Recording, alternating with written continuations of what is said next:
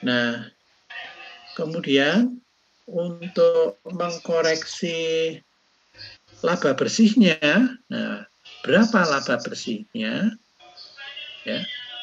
Nah, nanti kalau untuk mengoreksi laba bersihnya itu ini yang dihitung adalah perubahan dengan LIFO.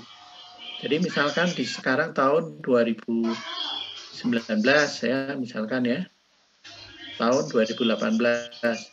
Tahun 2018 cadangan LIFO-nya berapa? Tahun 2019 cadangan LIFO-nya berapa? Kenaikannya berapa? Nah, lalu kenaikannya itu dikalikan dengan ini, dikalikan dengan 1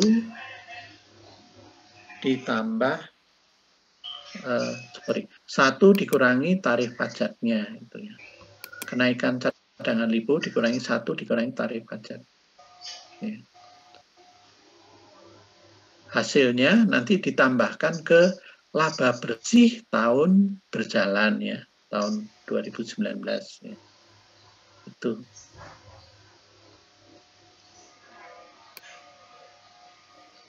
Nah, lalu kalau menghitung ini laba ditahannya ini ya. Laba ditahannya berubah. Laba bersihnya berubah, laba ditahannya juga berubah. Berapa perubahan laba ditahannya? Nah, laba ditahannya menghitungnya ya tinggal laba ditahan saat menggunakan LIFO ditambah cadangan LIFO kali 1 dikurangi tarif pajak. Oke, ini contohnya di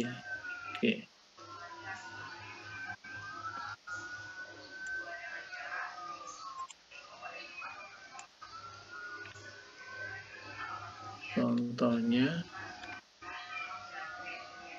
di contoh soal ya, untuk LIFO ke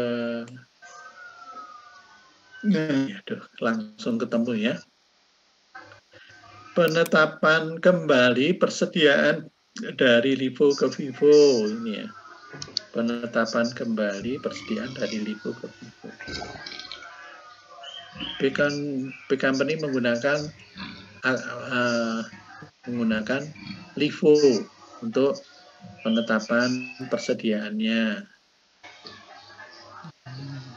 Dari catatan laporan keuangan B Company tahun 9 ya, mengungkapkan sebagai berikut ya. Pajaknya 35% ya. Nah, ini harus ada ini di catatan laporan keuangan ya ini.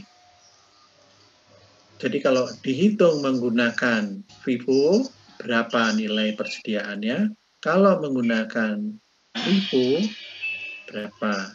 Nah, selisihnya itu disebut sebagai ini cadangan LIFO ini. Ini kalau menggunakan LIFO dan ini kalau menggunakan FIFO. Nah, selisihnya disebut cadangan LIFO.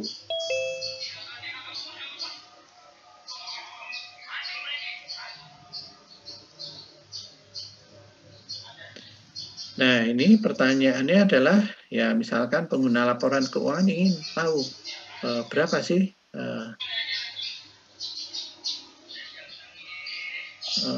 laba ditahan ya. Laba ditahan pada akhir tahun 9 ya. Berapa laba ditahan akhir tahun 9 jika FIFO digunakan ya. Tadi rumusnya ya. Rumusnya kan laba ditahan ya, ditambah ya. Laba ditahan ditambah ini yang tahun 9 ya.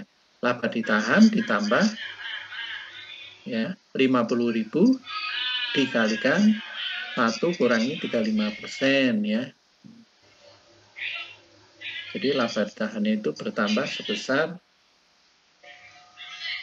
0,65% kali 50.000.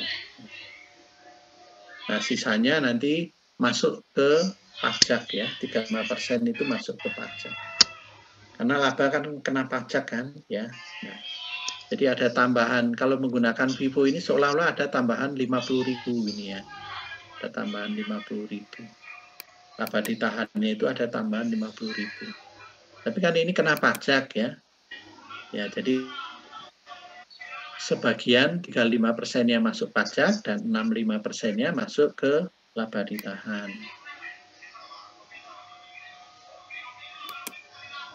Kemudian ini kalau ditanyakan laba bersihnya berapa? Nah, kalau laba bersihnya ya tambahan laba bersihnya adalah ini ya.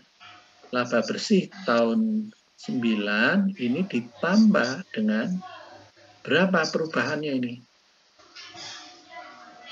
Dari tahun 8 ke 9 cadangannya itu naiknya berapa? Nah, misalkan di sini naiknya ada 4.000 ya. 4.000 kan? Ya, berarti 4.000 itu yang boleh ditambahkan ke laba bersih tahun berjalan adalah ya dikalikan dengan tarif pajaknya ya, 1 dikurangi 35%.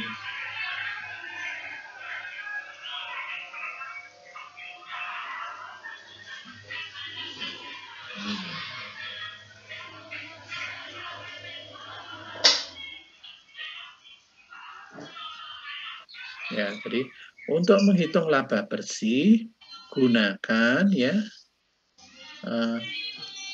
ini perubahan ya, perubahan cadangan LIFO ya dari tahun 8 ke 9.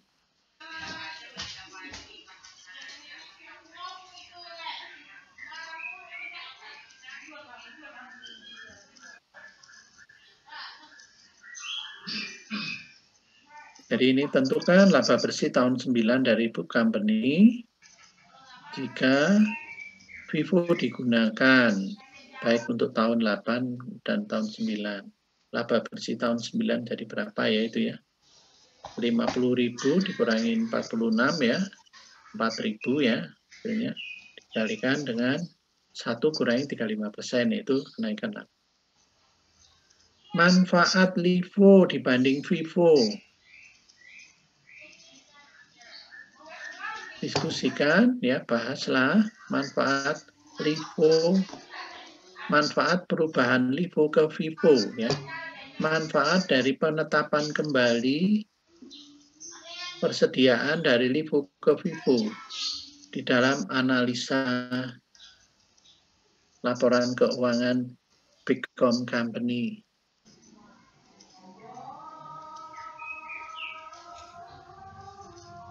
Nah, ini ada dua ya.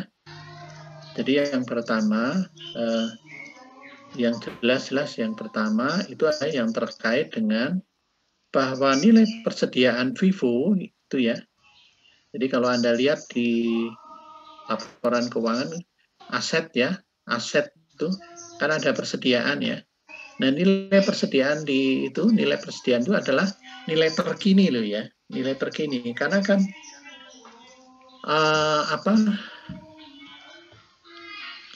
yang pertama masuk terakhir keluar kan ya, first in first out, first Vivo kan first in ya. Pertama masuk pertama keluar.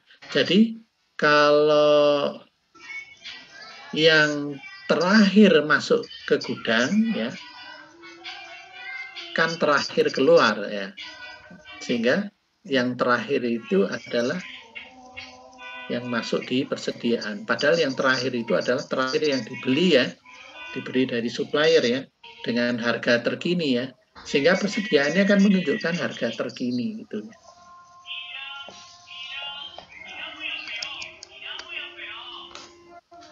Itu yang pertama ya. Jadi manfaatnya adalah nilai persediaan di neraca bisa menunjukkan nilai terkini. Atau nilai persediaan di neraca menunjukkan nilai terkini gitu ya.